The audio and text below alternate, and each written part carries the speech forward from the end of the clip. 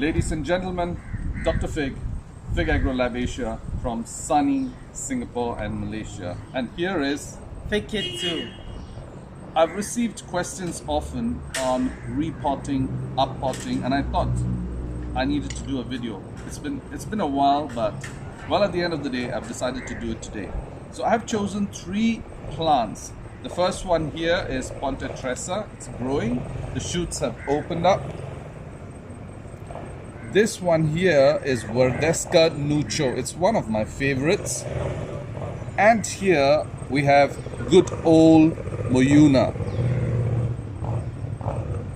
You can see some of them have roots coming out the bottom. You can see that there. And you can see it here for this one. And you can also see it here for this one. Okay, so now what is our soil mix? That's a question many ask, and I thought it was relevant to have this video. So here we go. So this is our soil mix. As it is aerated very well.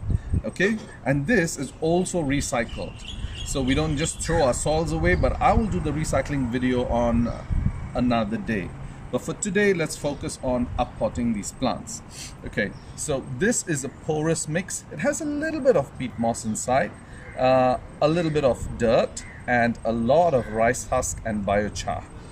Okay, to my right here, I have fermented organic nutrients. Here, I have essentially phosphorus and lots of trace elements. Of course, this is slow release.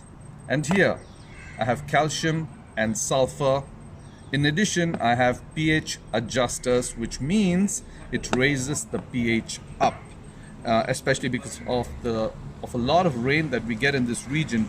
pH tends to go down over time, and so this adjusts the pH. And here we have a small amount of a very slow release fertilizer that has phosphorus and sulfur.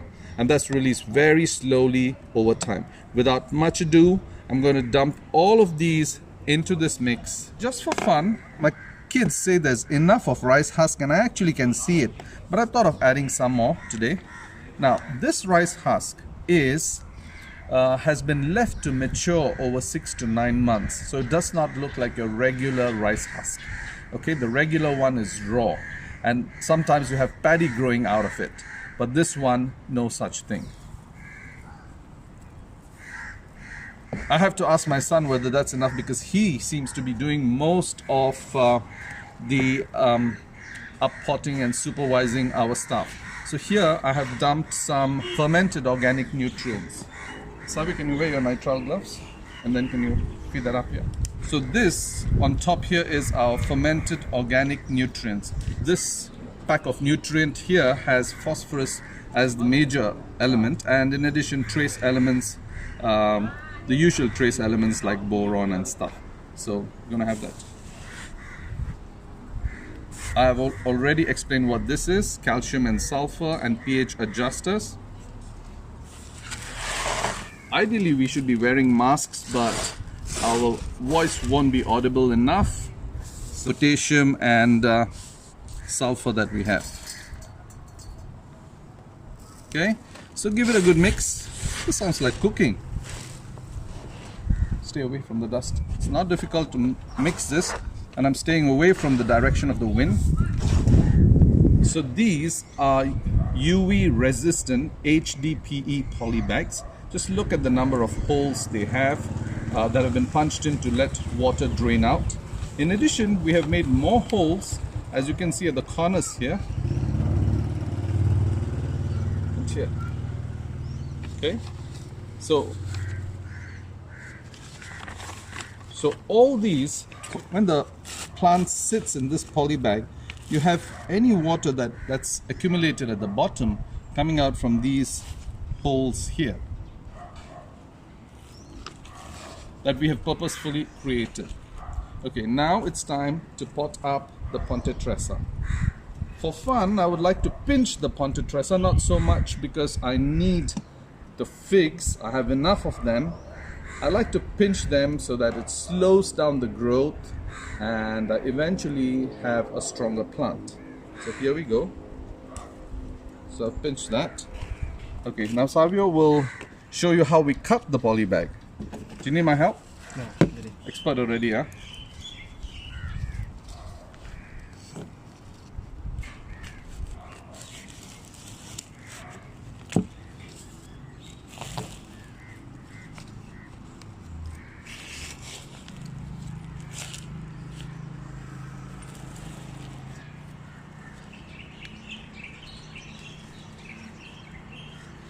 Okay, so you have nicely formed fine feeder roots, okay, and we're gonna plant this in the media that we have here before us.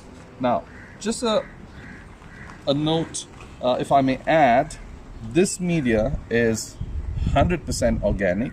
You do not see perlite, vermiculite, or any of the other things. The nutrients that have been added are also organic, because considering the amount of nutrients we've added for a little poly bag, the plant should be scorched in a couple of days. But no, they're slow release, they act over time, and they're fantastic for the plant. So now we begin filling in the soil.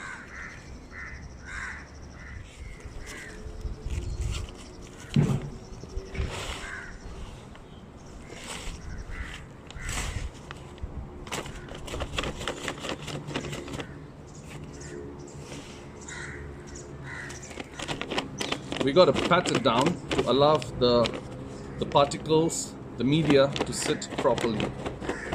Otherwise we would have sunken media in a couple of days.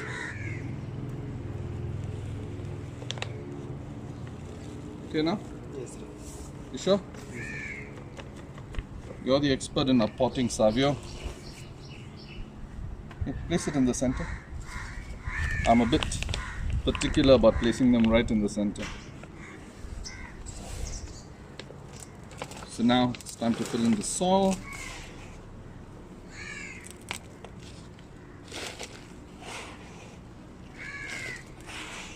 One of the most important things that we do, patting it down to ensure the plant is firm. You see, it's a young plant. A mess up would cause instant death. All right?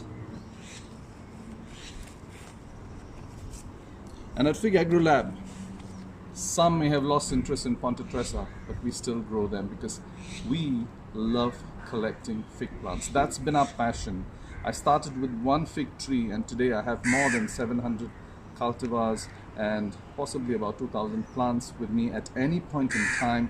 This hat that I'm wearing is from my very good friend Dr. Syed. We work together at the research station, the fig research station, where we have over maybe 30,000 plants at any time, and more than 700 cultivars.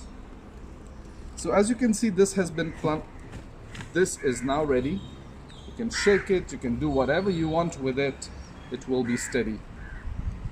Serious. I can show this to you in a week's time. The plant will be fine. Right, Savio? Yes, sir.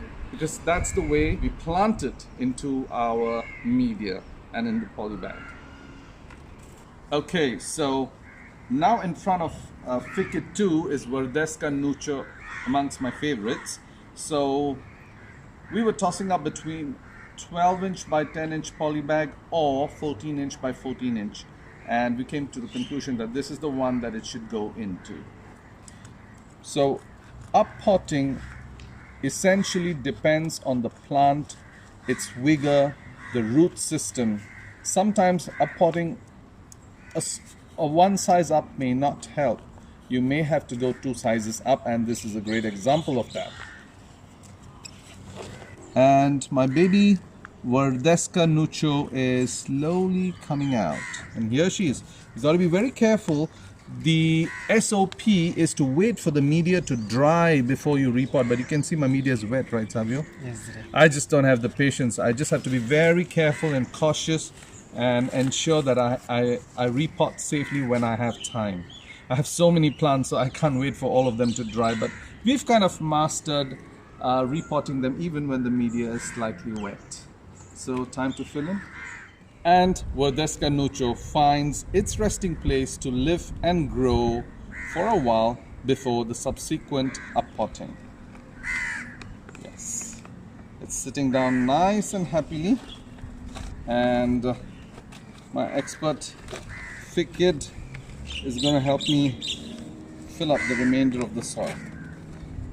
Go.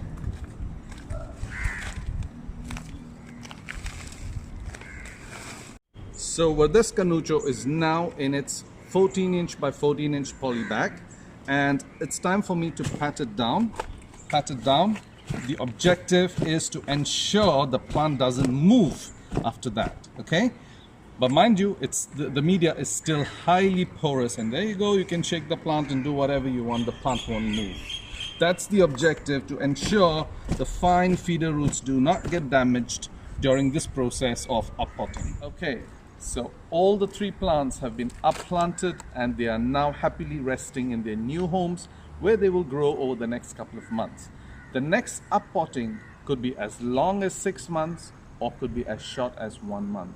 It all depends on the plant's vigor and the way it reacts to its new home and grows. And of course, crazy weather that is characterized by high humidity and rain. And I know I have said this a million times, but this is seriously the biggest bugbear that we have in our region.